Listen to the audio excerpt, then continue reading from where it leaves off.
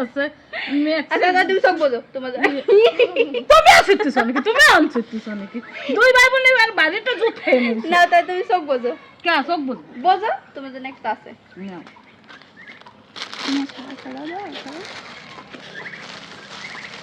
এরে নাও দেখো তোমার জন্য কি এনেছি কি দেখো তো হ্যাঁ থাপাই দেওয়ানি সিরে ফেলাও আসিরে না তুমি তুই দাও থাপাই থাপাই অন্য একটা হয়েছে সমস্যা নেই দেখো তো খুলে কেমন